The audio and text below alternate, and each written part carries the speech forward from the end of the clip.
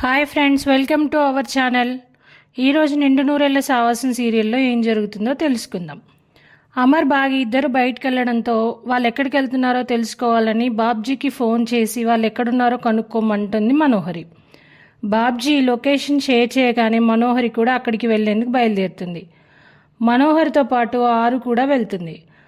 ఇంకా బాయికి ఎలాగైనా నిజం చెప్పాలని రాతోడు సింగ్ వేషం వేసుకుని అమర్ వాళ్ళ దగ్గరకు బయలుదేరుతాడు. నిర్మల, శివరాం టెన్షన్ పడుతూ రాతోన్కు ఫోన్ చేస్తారు. వాళ్ళ దగ్గరికే వెళ్తున్నాను, మీరు పకోడీ తిని పడుకోండి అని ఫోన్ కట్ చేస్తాడు రాతోడు. కారులో వెళ్తున్న బాగి ఏదేదో మాట్లాడుతుంటే అమర్ సీరియస్గా, మిస్సమ్మ ప్లీజ్ నీ స్పీకర్ను ఆపేసి కొంచెం సైలెంట్గా ఉండవా అని అడుగుతాడు. సరదాగా బయటకు వచ్చినప్పుడు కూడా సైలెంట్గా ఉండమంటారేంటి అంటుంది బాగి. అంటే నువ్వు సరదాగా మాట్లాడుతున్నట్లేదు, కక్ష కట్టుకుని గట్టిగా మాట్లాడుతున్నట్టు ఉంది. పాపం నీ నోటికి నా చెవులకు కొంచెం బ్రేక్ ఇవ్వు అంటాడు అమర్. కారులో పాటలు పెట్టకూడదు, మాట్లాడకూడదు, ఇంకెందుకు కలిసి వెళ్ళడం, ఆయన కారులో నేను క్యాబ్లో వెళ్ళొచ్చు కదా అనుకుంటుంది బాగి. వినిపిస్తుంది అంటాడు అమర్. వినిపించాలనే అన్నాను, చూస్తే భయపడే రోజులు పోయాయి, నన్ను కాదు రోడ్డును చూసి డ్రైవ్ చేయండి అంటుంది బాగి. ఇంతలో కారు ఆగిపోతుంది. ఎంత ప్రయత్నించినా స్టార్ట్ కాదు. బాగి కారు దిగి బయటకు వెళ్తుంది.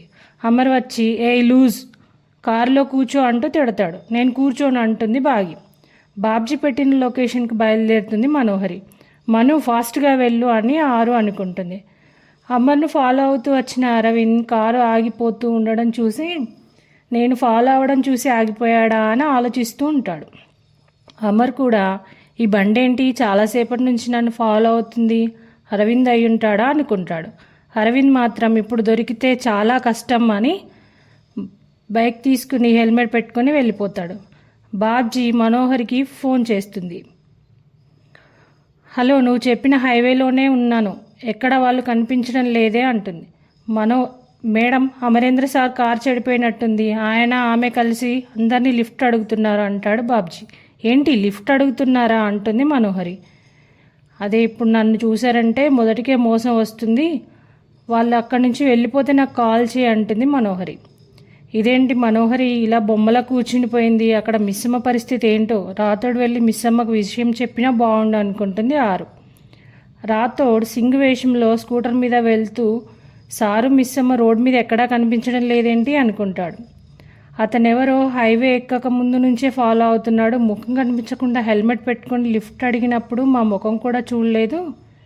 టైంకి కార్ ట్రబుల్ ఇచ్చింది, లేదంటే వాడి వెనకాలే వెళ్ళి అరవింద్ కాదో అవునో కనుక్కునేవాడిని అనుకుంటాడు అమర్. బోర్ కొడుతుంది, ఏదైనా మాట్లాడండి, పోనీ పోట్లాడండి, టైంపాస్ అయినా అవుతుంది అంటుంది బాగి. ఇంతలో రాతోడు వస్తాడు. సార్ వాళ్ళేంటి కారు పక్క కాపి రోడ్ మీద నిలబడ్డారు అనుకుని మిస్సమ్మకి ఎలాగైనా నిజం చెప్పాలి అనుకుంటాడు. వెళ్ళి తను వచ్చిన స్కూటర్ తీసుకుని మీరు వెళ్ళండి అని చెప్తాడు.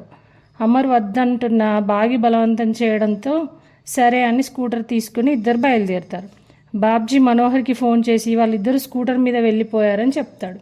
దాంతో మనోహరి బాధపడుతుంది. అమర్ బాగి ఇద్దరు రొమాన్స్ చేసుకుంటున్నట్లు కలగంటుంది. అమర్ వెనకాల వెళ్ళడానికి లిఫ్ట్ అడుగుతూ ఉంటాడు రాతోడు. ఇంతలో మనోహరి కారు చూసి ఎదురుగా వెళ్తాడు. లిఫ్ట్ అడిగి ఆ కారులో ఎక్కుతాడు.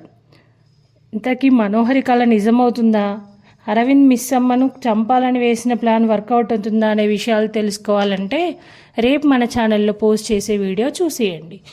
ఈ వీడియో మీకు నచ్చితే లైక్ చేయండి. ఇలాంటి మరిన్ని అప్డేట్స్ కోసం వెంటనే మన ఛానల్ సబ్స్క్రైబ్ చేసుకోండి. Thank you.